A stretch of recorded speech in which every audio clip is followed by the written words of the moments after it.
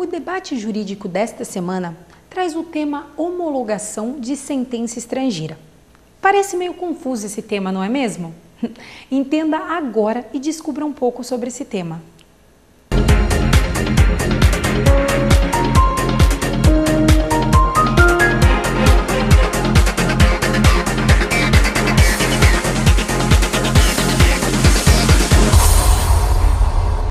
Olá, eu sou Cláudio Dias Batista, estamos começando mais um debate jurídico. Nossos convidados de hoje são o Dr. Murilo Padilha Zanetti, a doutora Milena Oliveira e a doutora Marcela Patekoski. E o nosso tema de hoje, Ellen? Vamos falar sobre homologação de sentença estrangeira. Mas o que é isso, Dr. Cláudio?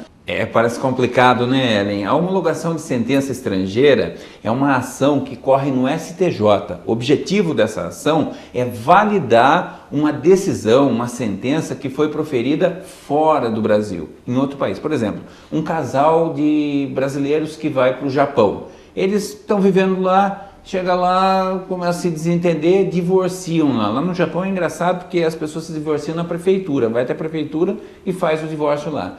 E essa decisão, como é que faz para essa decisão ter validade no Brasil?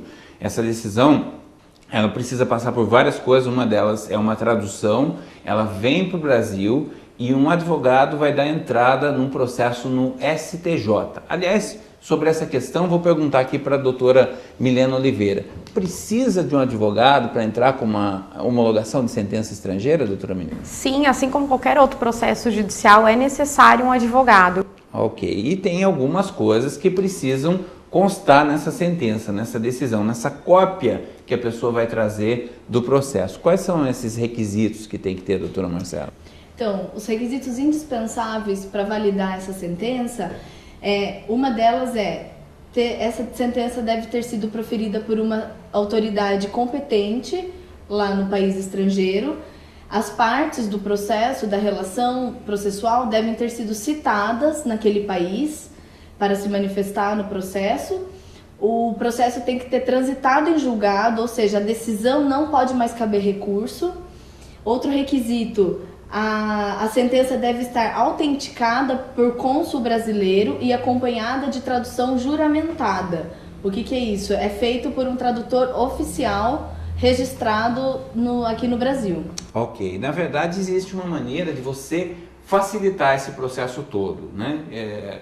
Ao invés de citar novamente, o processo de homologação estrangeira é um processo diferente, não é mais aquele processo que existia lá. O processo de divórcio, os dois concordaram, ótimo, mas agora, para homologação de sentença estrangeira, existe um momento em que os dois precisam saber, como qualquer outro processo. Por exemplo, a pessoa não quer que seja homologado o divórcio dela aqui no Brasil. Ela tem direito de se defender, praticamente sem chance de defesa. Esse divórcio vai ser homologado, mas ela precisa ter a oportunidade. Existe uma maneira de cortar esse caminho, né, doutor Murilo? Isso, exato. Caso exista uma carta de anuência das partes, esse processo é muito rápido.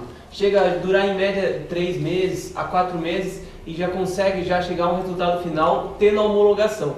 Caso não exista essa carta de anuência, tem que ser citada essa pessoa no estrangeiro, através de uma carta, para que ela se manifeste aqui no Brasil. Isso leva bastante tempo. Isso, geralmente 1 ano, um pouco mais talvez.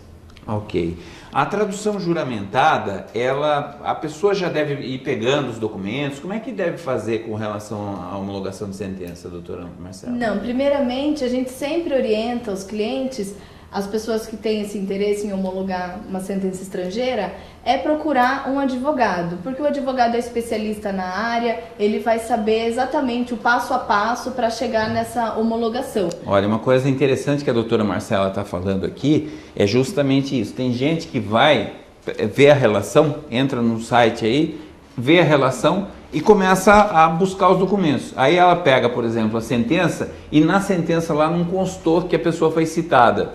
Aí ela vai e manda para o tradutor. O tradutor traduz e a pessoa perde aquilo, porque estava faltando uma parte, vai ter que pagar outra tradução. Existe uma maneira de você economizar dinheiro e tempo, que é justamente, já desde o começo, estar assessorado por um advogado especialista na área. Isso, porque o advogado já vai ter todo o contato do tradutor juramentado, porque muitas vezes a pessoa não sabe onde encontrar um tradutor juramentado, porque não é um tradutor comum, não é uma pessoa, um profissional que faça tradução livre. Precisa ser juramentado, ou seja, oficial, reconhecido pelo judiciário. Exatamente, pelo judiciário brasileiro. Não basta ser, ele é juramentado. Na justiça americana, não, esse não vale. Tem que ser perante a justiça brasileira. Isso, e esses tradutores, esses profissionais são cadastrados nos registros da JuCesp. Ok. E você, tendo um advogado para te auxiliar, ele vai já naturalmente indicar, pode até abreviar esse caminho